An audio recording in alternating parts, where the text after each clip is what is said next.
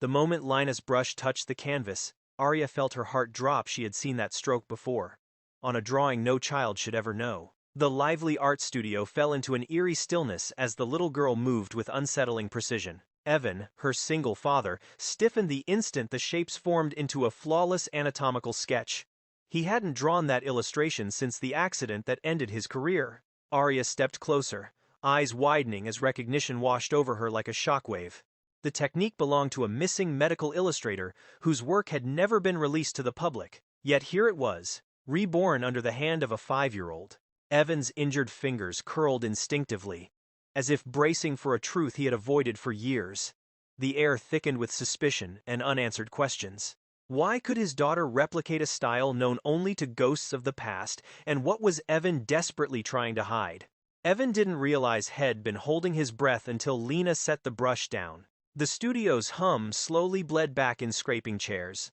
Low chatter, the whir of an old heater tucked into the corner, but around their table, the air felt oddly dense, as if the colors on the paper were exhaling something heavy into the room.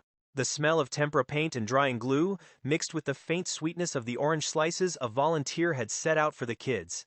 Bright paper lanterns, cut out by clumsy little hands, hung from a crooked string overhead, swaying each time the door opened to the January wind. Lena didn't seem to notice any of it. Her small shoulders were hunched in the way they always did when she was concentrating too hard, dark hair falling like a curtain along her jaw. A smudge of blue paint streaked her cheek. On the page in front of her, the last stroke Shed laid down sliced through the image with frightening confidence, curved, tapered just right, the pressure easing at exactly the moment it should, turning pigment into line and line into structure. It wasn't a house, or a cat, or a sun with a smiley face like the other children were painting. It was a heart. Not the lopsided red valentine most kids drew, but a heart tipped slightly to the left, captured in mid-twist. Arteries and veins branching in precise arcs. The aorta angled forward in a way that suggested the body's tilt, the pulmonary arteries cradling the outline like parentheses. There was nothing childish about it. The left ventricle was shaded a fraction darker than the right, and the auricles, God, Shed even hinted at the auricles. She shouldn't know that word, he thought, staring. She shouldn't be able to see it like that. Wow, Lena, that's detailed, the workshop instructor said, her voice pitching up into polite confusion as she paused behind the child. She wore a paint-splattered apron and exhaustion under her eyes, but she leaned down anyway, genuinely curious. You like science, sweetheart? Lena shrugged one shoulder, barely looking up. I just draw what I see, she said. Evan's throat went dry. Across the room, Arya had been in the middle of explaining wall text placement to a volunteer, one hand gesturing toward the empty wall where a future display would hang. Her blazer was too formal for the community center, the cut sharp against the backdrop of chipped tables and poster paint, but she wore it like armor, like Shed forgotten how to take it off. The silver pin at her lapel, an abstract eye, the museum's logo caught the fluorescent light each time she turned. She caught the odd silence before she saw the drawing. The children's chatter had dipped, a small, localized hush that pulled her attention like gravity. What's going on over there? The volunteer asked, following her gaze. Arya didn't answer. Shed already started walking. From halfway across the room, she could see only the arcs of color and the pale oval of Lena's cheek. But as she drew closer, the sketch resolved into something painfully familiar. Each step made the noise of the room blur, the sound of her heels against the scuffed linoleum folding into the background hum of her pulse. Not possible, her mind protested even as her eyes confirmed what she dreaded. It wasn't just that the child was drawing a heart, it was the angle, the economy of the strokes, the way anatomy and grace intertwined as if the organ itself were mid-beat. It was a particular kind of seeing, clinical and tender at once. She had seen that way of seeing before. For a heartbeat, the studio vanished. Arya was back in a cramped, coffee-scented office with high stacks of journals, watching a pair of ink-stained hands glide over vellum. An illustration doesn't just show what the body looks like, a voice had told her, warm and low. It shows what the body is trying to do. Kai had smiled at her then, soft and a little tired, before bending back over the page. Kai, who had vanished without a trace. Kai, whose final portfolio containing a series of revolutionary clinical illustrations had never been found, whose research had been swallowed whole by the sponsoring corporation and buried under confidentiality and unfortunate incidents and legal phrases, Arya still tasted like acid.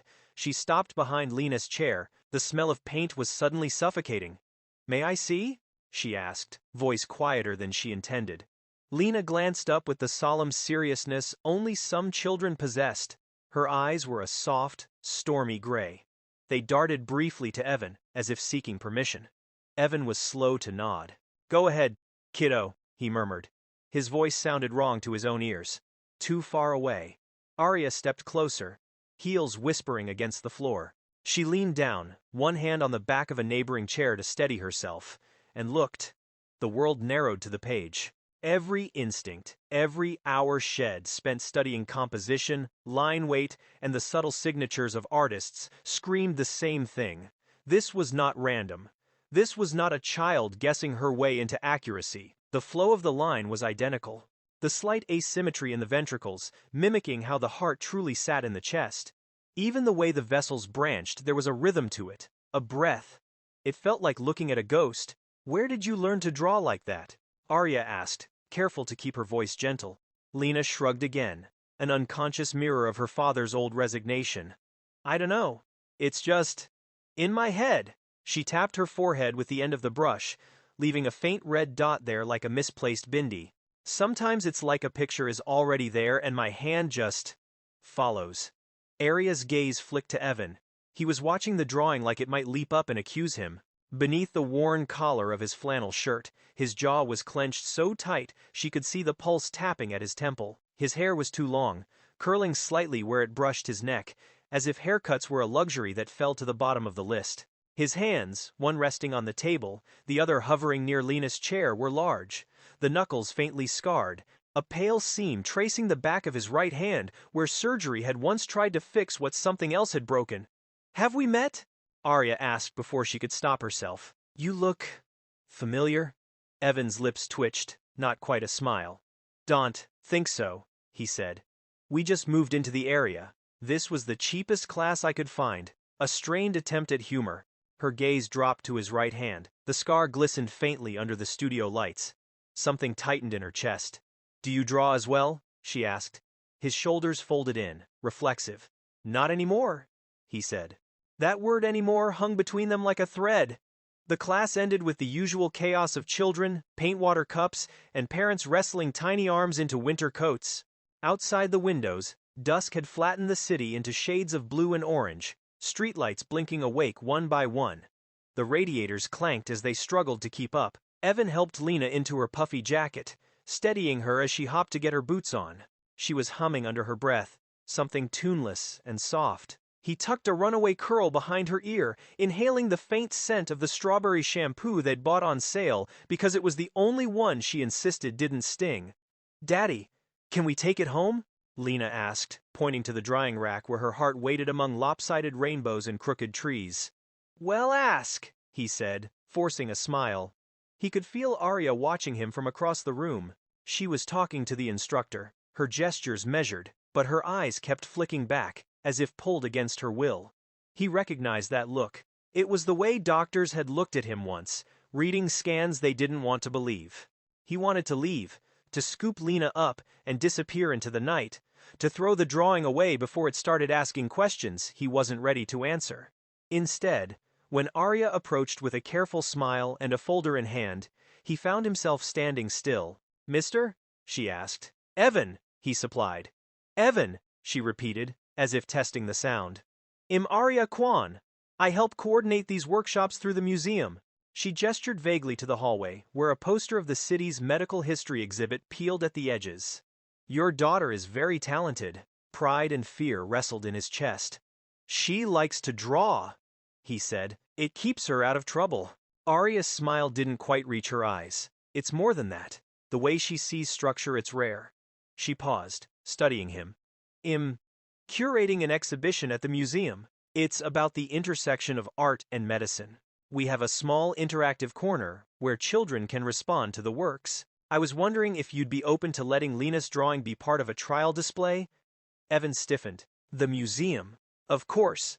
Not just any museum, their museum. The one whose name appeared in the corner of the last letter Head ever received from the company's legal team. I don't know, he said slowly. We're kind of private people. It'd change her name on the label, Arya said quickly. Or we could just put her first name. Or no name at all, if you prefer. It's just her. Gaze dropped to Lena, who was busy adjusting her mittens, tongue peeking out in concentration. Work like hers deserves to be seen. A bitter taste rose in his mouth. He had heard a version of that sentence before, too. Maybe, he answered non-committally. Let me think about it. He expected her to push, but something in his tone must have warned her off. Instead, she held out the folder. If you change your mind, she said, this has my card. And a family pass to the museum. The corner of her mouth tilted. Everything's so expensive right now. At least this way. You two can get in for free and warm up on the cold days. The unspoken line between them, her world of polished galleries and quiet climate control, his world of patched jackets and choosing between better groceries and another physical therapy session, glowed for a second, and then dimmed. She extended the folder a little farther. Evan hesitated. Pride prickled the back of his neck. He didn't like taking things he hadn't paid for. But Linus' eyes had caught the picture of the dinosaur skeleton on the front, widening with instant enchantment. Can we see that? She whispered, tugging his sleeve. He sighed, the fight draining out of him. He took the folder. Thank you, he said, and meant it, even if the gratitude came tangled with dread. That night, after Lena had finally fallen asleep, one hand flung dramatically over her head, her breath whistling softly through a nose that always seemed slightly stuffy, Evan sat at the small table by the window of their apartment. The radiator rattled half-heartedly. Outside, a siren wailed and then faded, swallowed by the hum of the city. The drawing lay in front of him. Head told himself he would throw it away, that the moment they got home, it would accidentally fall into the trash with the grocery bags and the junk mail. Head even crumpled the edge of the paper, fingers digging into it as he stood over the bin. He couldn't do it. Now, under the yellow light of the second-hand lamp, he traced the lines with his eyes, not touching them, as if his fingers were unworthy of the page. He hadn't drawn like this in years, not since the accident, not since the company had washed its hands and signed the checks and called it a regrettable misfortune, not since Kai had walked into the lab one ordinary Thursday and never walked out again. Memory came not in tidy images, but in sensations. The antiseptic smell of the lab, always a little too clean, the cold weight of a pipette in his hand, Kai's laughter bouncing off the tiles, Professor Sue's soft humming when she was thinking, the low, insistent whir of the centrifuge, and then, later, the shriek of alarms and the brutal, wet crack of metal hitting bone. He flexed his right hand. It responded sluggishly, the fingers stiff, as if moving through mud. The surgeon had told him He'd been lucky to keep the hand at all. The legal team had told him He'd been lucky to receive a settlement. Lucky. As if losing precision, losing the tight control that turned a line from acceptable to extraordinary, was a minor inconvenience. As if watching a colleague disappear into paperwork and closed caskets and corporate silence was something one could offset with a monthly deposit. He reached for a pencil without thinking. The movement was automatic, old pathways in his brain lighting up. His fingers found the familiar balance, the wordless way the tool sat in the web of his thumb. For a second, it felt like slipping into a well-worn coat. Comforting. Dangerous. He brought the pencil to the margin of Lena's drawing and tried to add a valve, a tiny correction where her line had hesitated. His hand jerked. A jagged, ugly mark tore through the margin, biting into the white space in a way that made his stomach twist. The sharp pain that shot up his wrist made him hiss and drop the pencil. The graphite clattered on the tabletop, rolling to a stop by the salt shaker. Across the room, Lena shifted in her sleep, mumbling something unintelligible. Evan pressed his injured hand to his chest, eyes stinging. The ache wasn't just physical. It was humiliation layered over grief. Shame braided with helplessness. Had once been good? No, not just good. Had once been trusted to turn complex anatomical data into images that could teach, heal, save. Now his 5-year-old drew more cleanly than he could. Some things are just gone, he whispered to the empty room, as if saying it aloud would make it less of a betrayal. But watching the way Lena's lines curved, sure and unself-conscious, he couldn't shake the feeling that something or someone was reaching through her. He didn't believe in ghosts. He believed in chemistry and synapses and learned skill. Still, when he finally crawled into bed, he tucked the drawing into the back of the folder Arya had given him, behind the museum flyer and her card, as if hiding it there would somehow slow whatever was moving beneath the surface of his simple, carefully controlled life. Arya didn't sleep much that night either. Her apartment was the kind that looked good in photographs: high ceilings, exposed brick, tall windows, but that never quite felt like home. Art catalogs lay in neat stacks on her coffee table. The fridge held more takeout containers than actual groceries. On the wall above her desk hung a framed print of a charcoal drawing, an anatomically accurate hand reaching toward an unseen point. Kais. One of the few pieces Shed insisted on keeping when the lawyers had come. She sat at the desk now, laptop open, not to the emails that needed answering or the budgets that needed balancing, but to a folder of scanned images Shed buried in a directory marked with an innocuous name. Old portfolio. Thumbnails filled the screen. Tendons in a flexed foot, cross-sections of the brain, the delicate loops of the inner ear. Each one a study in clarity and empathy. Anatomy rendered not as cold fact, but as something almost holy. Her cursor hovered over the last file in the list. Heart. Final. V. 2. She double-clicked. The image sprang open, black lines on a digital white page. Even after all these years, it stole her breath. The subtle curve of the vessels, the way the shading suggested movement, the implied weight and fragility. The illustrative equivalent of catching someone mid-sentence. Lena's drawing had been rougher, of course. Children's hands lacked polish, but the structure, the sequence of strokes, first the outline of the myocardium, then the major arteries, then the fine branches, was the same, almost an echo. She zoomed in on a tiny imperfection near the apex, a barely perceptible wobble that Kai had made once and then left in. Chuckling that perfection made people suspicious. Lena's version had wobbled in the same place. That's impossible, Arya whispered to the empty room. She leaned back in her chair, pinching the bridge of her nose. A headache throbbed behind her eyes, an old tension Shed learned to ignore. Her mind started assembling possibilities like pieces of a puzzle: coincidence, unconscious exposure to the image, genetic memory. None of them fit. Lena was 5. Kai's portfolio had never been published. The company had locked it away, branding it intellectual property. The university had backed off under legal pressure. The research community had moved on, some reluctantly, some hungrily, filling the gap with their own less daring work. Arya hadn't. Shed carried the absence like a stone in her pocket, always aware of its weight. She swiveled her chair to face the pinboard on the wall. Among the exhibition schedules and task lists was a faded flyer from a conference 10 years ago. In the corner of the flyer, in small font, were the names of the team that had presented. Dr. Chu, lead researcher; Kai Li, medical illustrator; and a third name she had once skimmed without much thought: Evan Hart. She stared at it, the letters rearranging themselves into the face Shed seen that evening. The scarred hand, the flinch when Shed asked if he drew. No way, she murmured. But the pattern was there, as clear as the branching of an artery. And if there was one thing Arya trusted, it was patterns. She opened a new browser tab and began to search.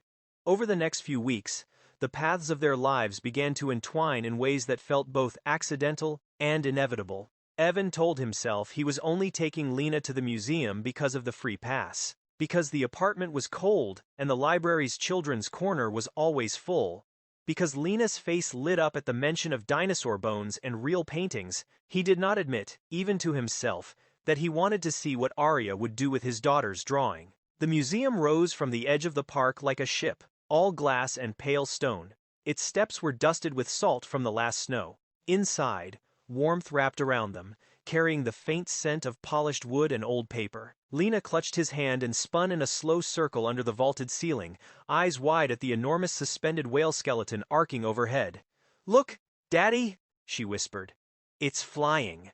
Arya spotted them from the mezzanine, alerted by the same invisible gravity that had pulled her toward the heart drawing. She watched as Lena tugged Evan toward the map, as he bent to read the print with a seriousness that made something twist in her chest. She hadn't meant to involve them this quickly.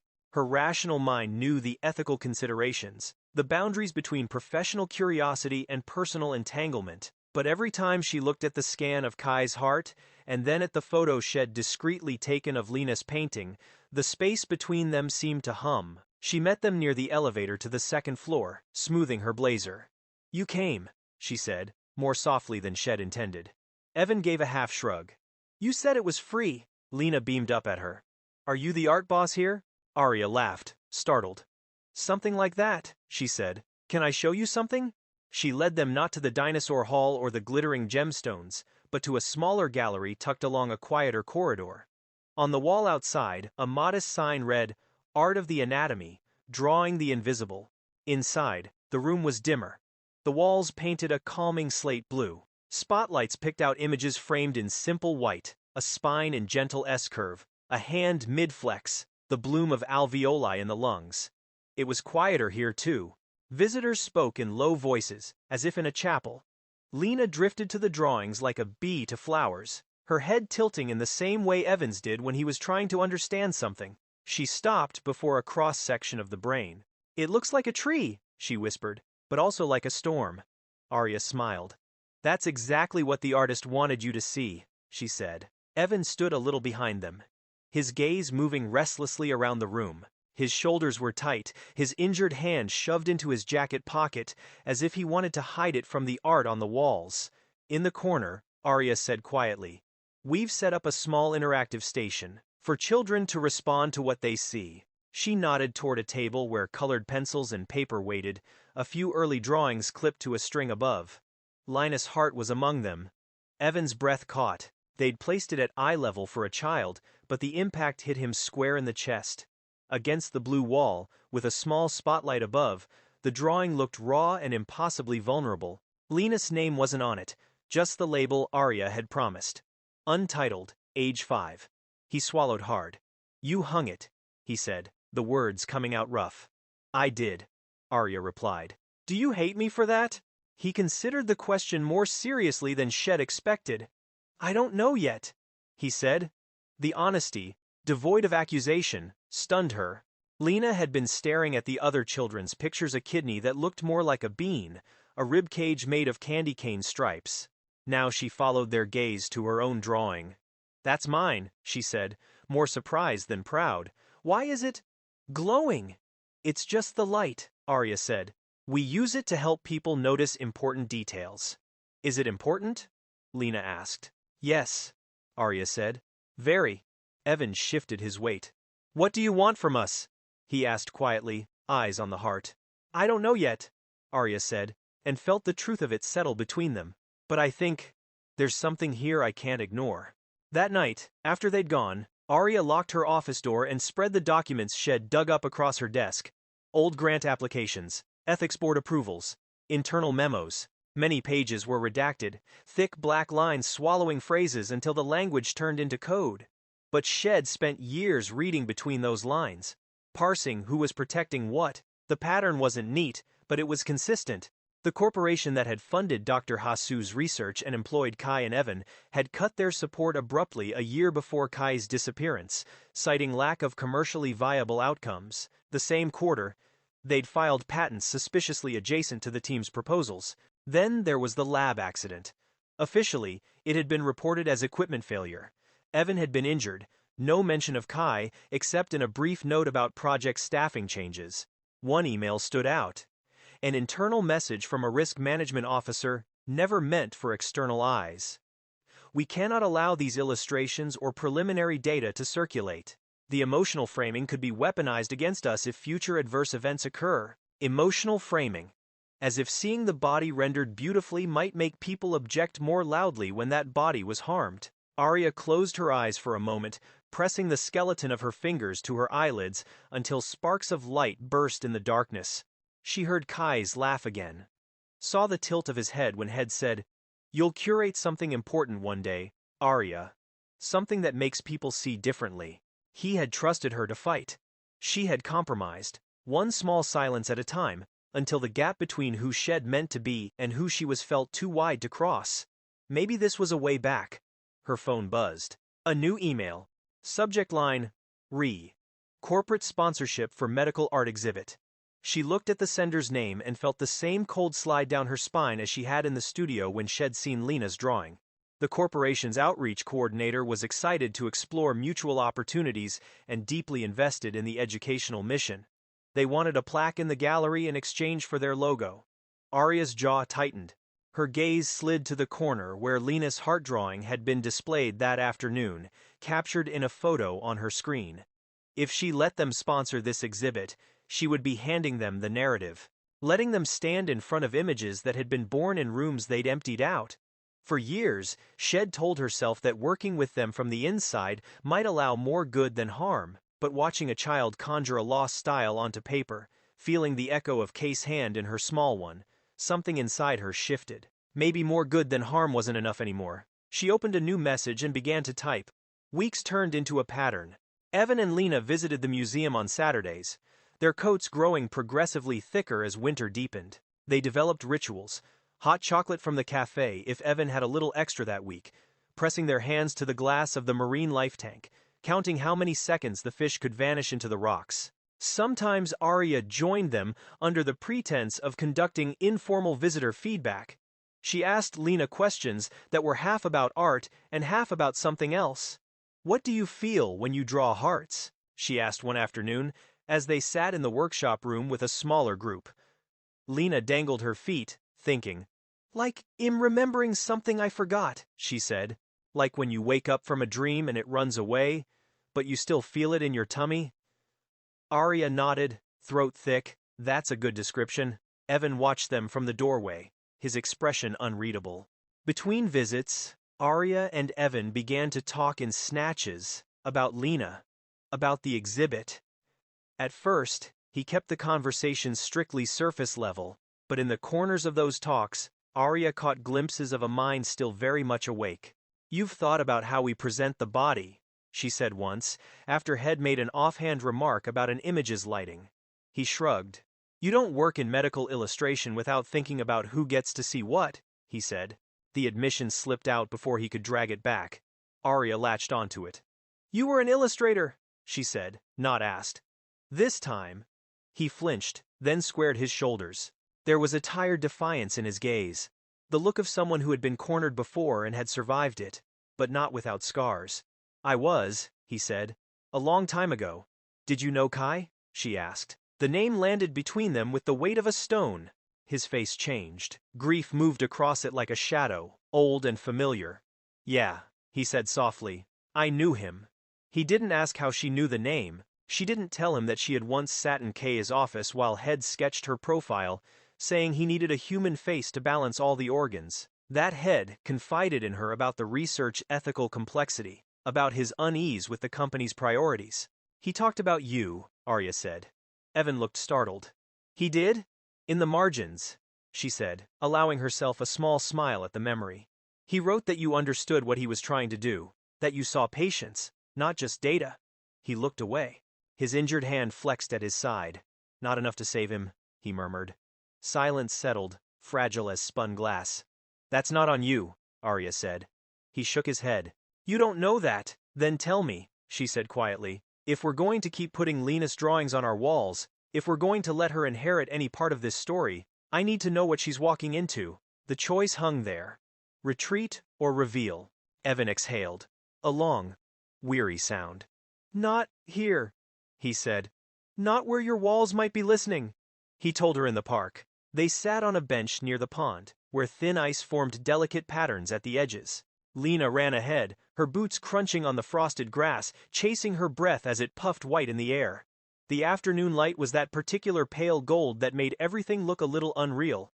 Evan wrapped his hands around a paper cup of coffee he couldn't really afford but had bought anyway, more for something to do with his hands than for the heat. "Kai and I joined the project the same year," he began, eyes on the water. "Dr. Shu recruited us out of a seminar. She had this crazy idea that if patients could actually see what was happening inside their bodies accurately, but also compassionately, they might make better decisions, might feel less afraid." Arya listened, her gloved hands folded tightly in her lap. "The corporation liked the first part," Evan went on. "Better decisions, clearer consent, all that. They didn't care much about the second. Compassion doesn't show up on quarterly reports. His mouth twisted. Still, money was money. We were grateful. He explained how the project had evolved, the nights in the lab, refining gene therapy delivery systems, while Kai refined how to draw them, the arguments over color palettes and contrast ratios, the thrill when a patient looked at a picture and said, "Oh, I get it now." For a while, he said, it felt like we were doing something that mattered. Arya could see it as he spoke. The bright, cramped lab. The way their laughter must have echoed off the hard surfaces. The quiet joy of discovery. Then the side effects started, he said. His voice changed. The words slowed. Each one set down carefully, like a fragile object. Not many at first. A rash here, a fever there. Nothing we hadn't seen before. But then there was that one kid, a trial participant with an immune reaction no one expected. It escalated fast. His throat bobbed. I still remember the look on his mother's face when she signed the consent form. She believed us. Wind stirred the branches overhead.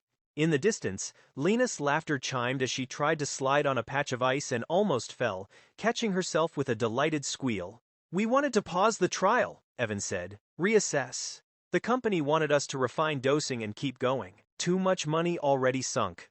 He laughed once, bitter. "You can guess who won." Arya did not interrupt. The shape of the story was all too familiar. Kai started, pushing back. Evan continued. He talked about going public. About publishing illustrations that would show exactly how close we were dancing to the edge.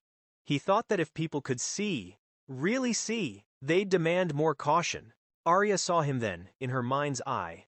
Kai hunched over a drawing board, fury and hope woven into each stroke.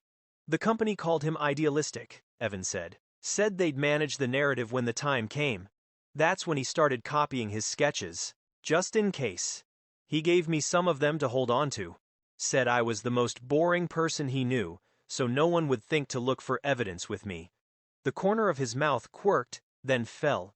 Arya's chest ached. One night, Evan said, I was on shift, late. Kai was supposed to be there too, but he was running behind. There was a glitch in the equipment, a pressure valve that hadn't been replaced, a budget cut here, a rushed maintenance there. I was adjusting it when it blew. He described the moment in fragments. The hiss, the bang, the sudden, blinding pain. Waking in the hospital with his hand bandaged, his body peppered with shrapnel. The nauseating mix of morphine and dread. I kept asking about Kai, he said. No one would answer. Then someone from HR came in with legal. They told me there'd been complications. That had been in the lab earlier. That he was gone. Gone. Not dead. Not killed. Just erased. I don't know exactly what happened to him, Evan said, voice rough. No one ever gave me a straight answer. Maybe the same explosion got him. Maybe Head already disappeared into some other hole that dug for him. All I know is, his name vanished from the project within a week. The official story was that Head resigned on his own. Arius' nails dug into her gloves. The company offered me a settlement, Evan continued. Said they were very sorry. Said accidents happen in cutting-edge research. The money came with a non-disclosure agreement thick enough to stop a truck. He flexed his injured hand. I had a wife battling a rare disease and a baby on the way. I signed. Shame darkened his voice on that last word. I told myself, it'd blow the whistle later, he said. Once we were stable, once my wife was better. But she never got better. The therapy that might have helped her never reached her because they yanked the funding, and the alternative treatments we could afford were too little, too late. By the time I thought about speaking up again, the statute of limitations and my own cowardice had both run out. He looked up then, meeting Arius' gaze for the first time since Head started talking. His eyes were red-rimmed but dry. So when you ask what Lena is walking into, he said, that's the truth. A story of half-finished courage and bad timing. And more silence than anyone should have to live with. For a moment, all Arya could hear was the rustle of Lina's coat as she ran back toward them, breathless and pink-cheeked. Daddy, look! Lena cried, holding up a twig she'd found. It forked at the end into 3 delicate branches. It's like a tiny lung. Evan made a sound that could have been a laugh or a sob. He took the twig from her gently, turning it in his fingers. You see everything, don't you? He murmured. Arya watched them. father and daughter framed by winter trees and pale sky, and felt something settle inside her. Silence had its place in galleries. In this story, it had done enough damage. Evan, she said softly, what if there was a way to show the truth without breaking your promise in the way they can punish? What if we used the tools they gave us, galleries, exhibitions, approved narratives, to slip something honest through? He frowned. What are you talking about? I'm saying, she replied, that I can't bring Kai back. But I can stop pretending he never existed. I can stop letting them control which images people see. He stared at her, suspicion and hope warring in his eyes. You'd go up against them? The museum still gets funding from— I know exactly who signs which checks, she cut in. And I know what I'm willing to lose. Her jaw tightened. I've already lost more than enough by staying quiet. Lena slipped her hand into Evan's, then into Arius, bridging them with simple trust. Can I draw here next time? She asked. The trees look like veins. Arya squeezed her small fingers. Yes, she said. Draw everything you see. She met Evan's gaze over Lina's head. And this time, she added quietly, we won't hide it.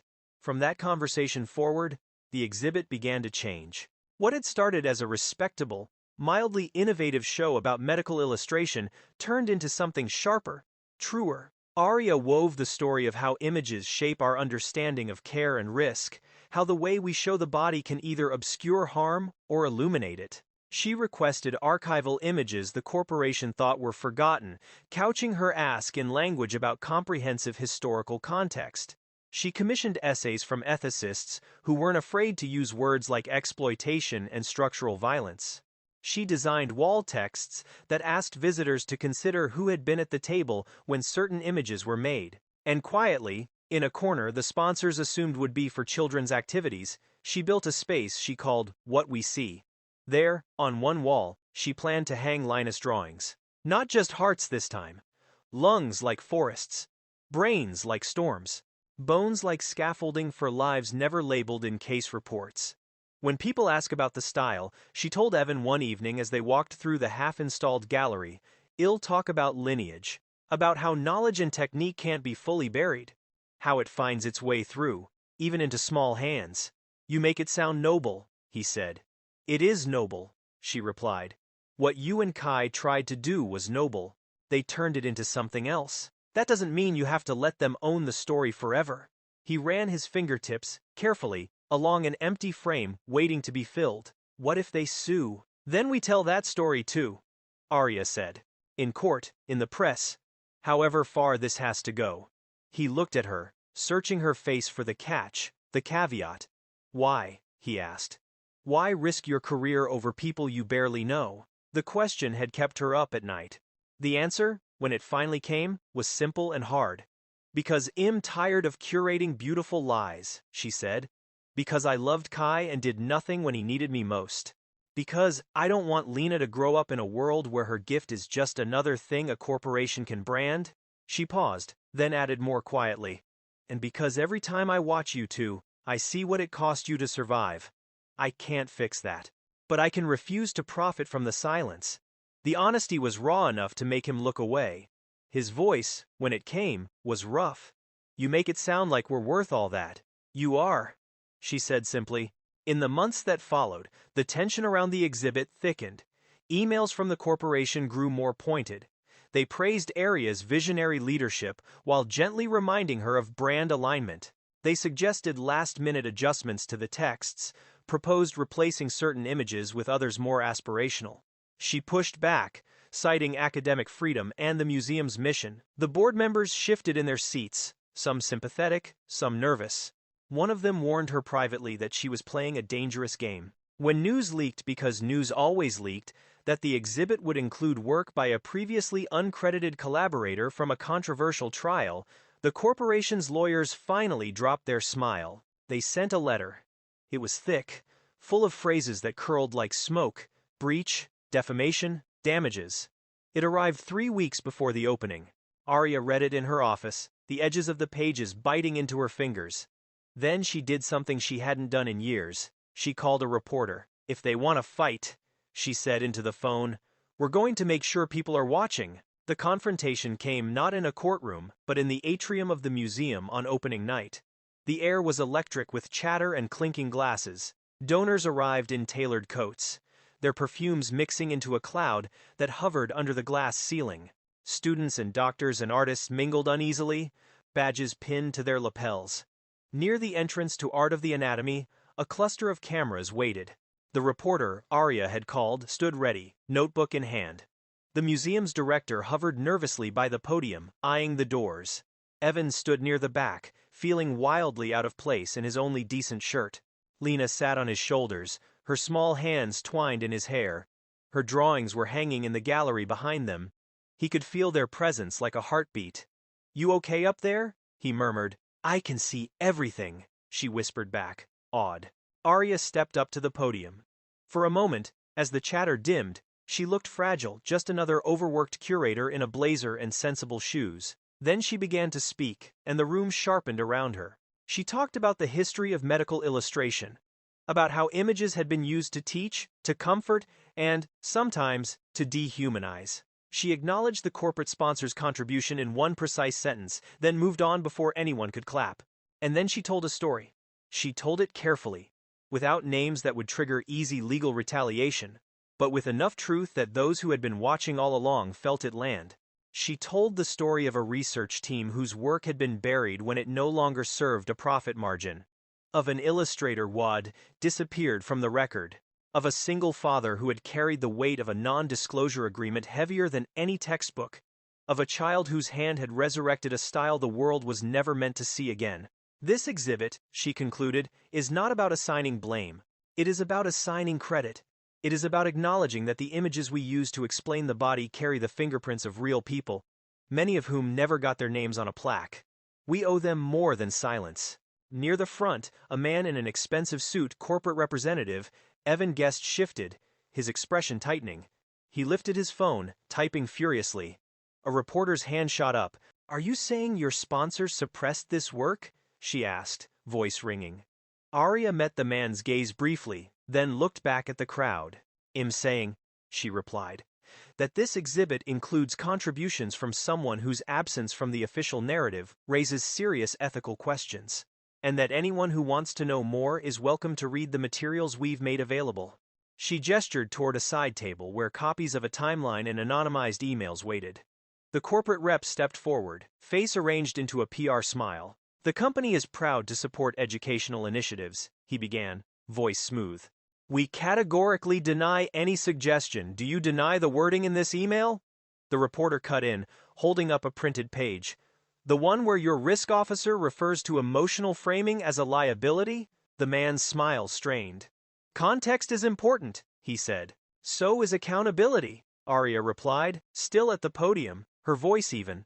"Tonight, our context is a gallery full of bodies rendered with respect. People can decide for themselves how they feel about the institutions that tried to keep those bodies invisible." The tension broke not with shouting, but with a slow, rising murmur.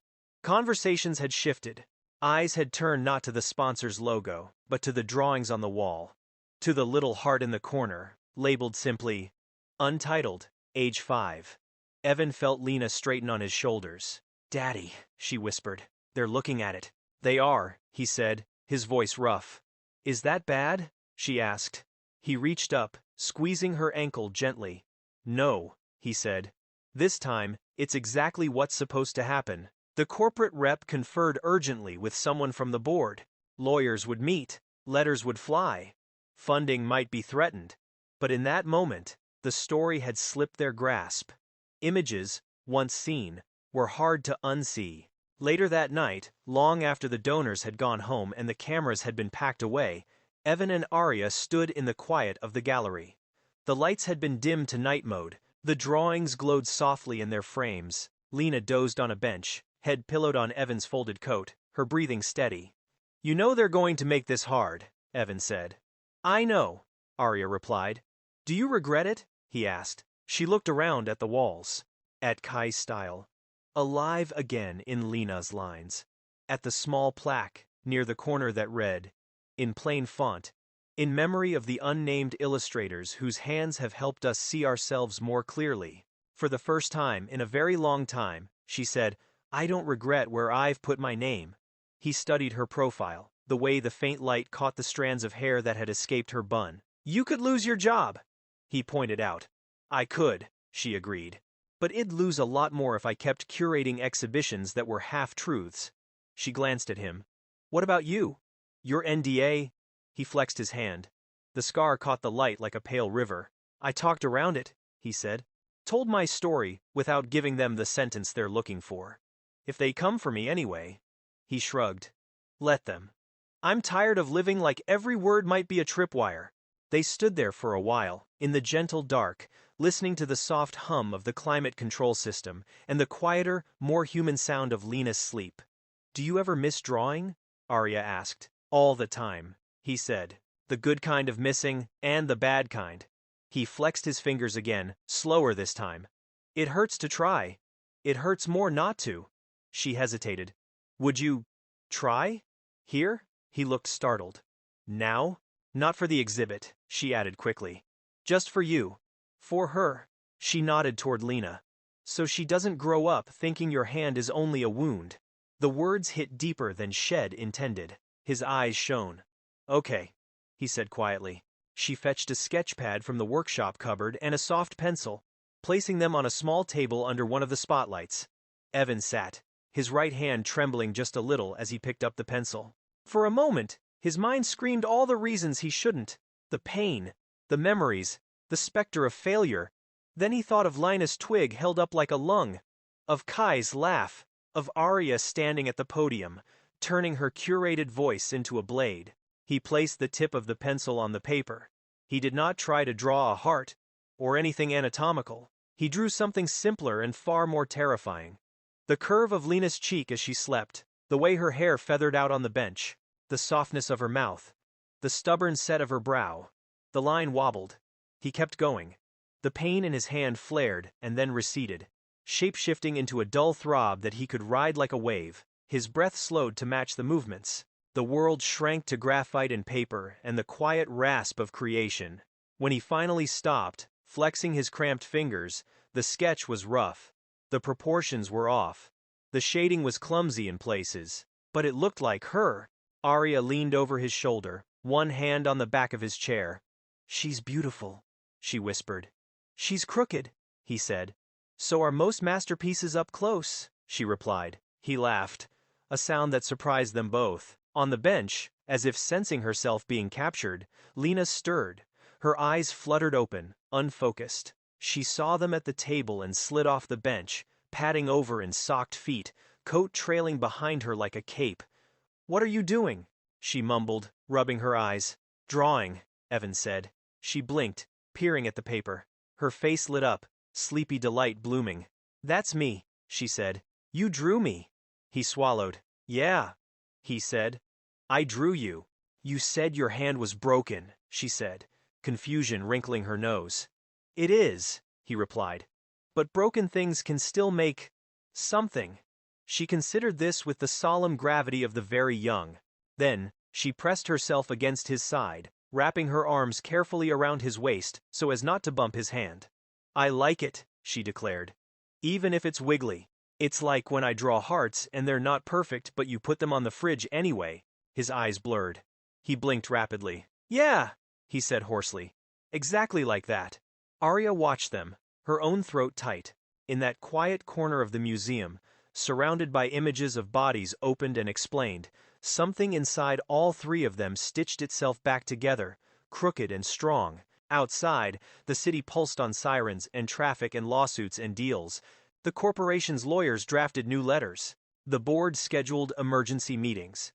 In here, a child's hand slipped into her father's, guiding his fingers back to a life head thought was over. A curator let go of a version of herself that had been easier and smaller. A long buried line of artistic inheritance bent, but did not break.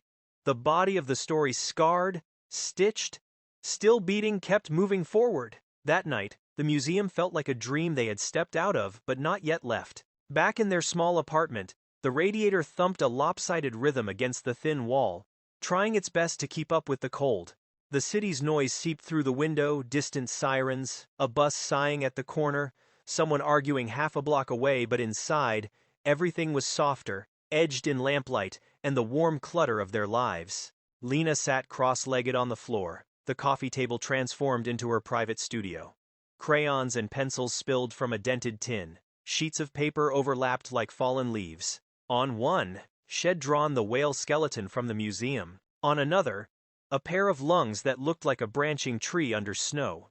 Evan watched her from the kitchen doorway, a mug cupped in his better hand, his injured one resting on the counter. The sketch head, made at the gallery, her sleeping face, crooked and tender, was propped against the sugar jar, the graphite lines catching the light. He still couldn't quite believe had done it. He moved slowly to the table, lowering himself into the chair opposite hers. His hand ached in a deep, old way. But tonight the pain carried something else inside it, possibility. Thin and trembling, but real. "Whatcha drawing now?" he asked. "A house," Lena said, not looking up. "But inside you can see everything. The pipes, the wires, the stairs, the people. Like an X-ray, but cozy." She frowned thoughtfully.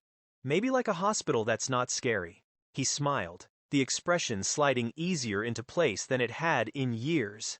"That sounds like a place the world could use." A soft knock sounded at the door. Lena hopped up before he could move, feet pattering across the worn rug. Evan followed, wiping his hand absently on his pants, heart ticking a little faster. Arya stood in the hallway, hair damp from the mist outside, scarf looped loosely around her neck. She looked tired, in the way people look after doing something hard and right, not the weary sag of compromise. In her hand was a rolled-up poster tube. "Hi," she said, a small smile tugging at her mouth. "I come bearing contraband." Linus' eyes widened. "Is it museum stuff?" "In a way," Arya said, stepping inside when Evan moved back to let her pass. She closed the door behind her, bringing the smell of wet pavement and cold air with her. "We printed something before the lawyers could tell us not to." She unrolled the poster on the table. It was a photograph of the gallery corner labeled "What We See." The wall of images, the quiet lamp glow, the small bench.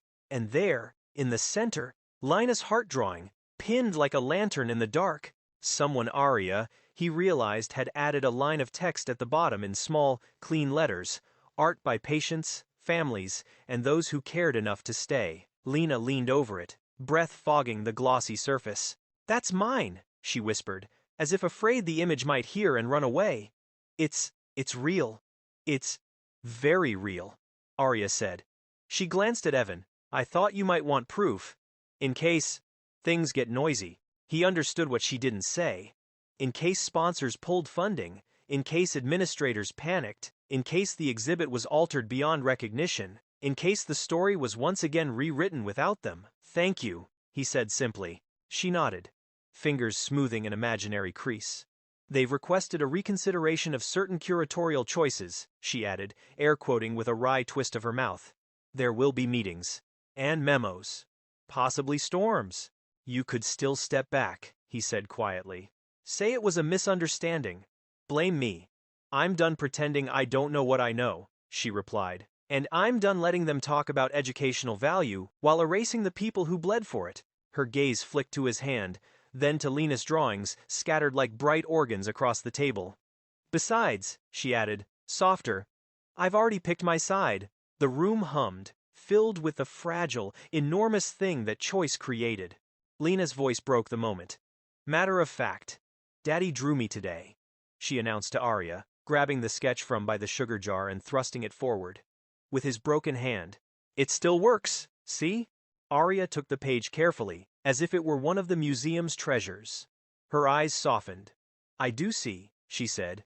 "It looks like love." Color rose in Evan's cheeks, sudden and unexpected.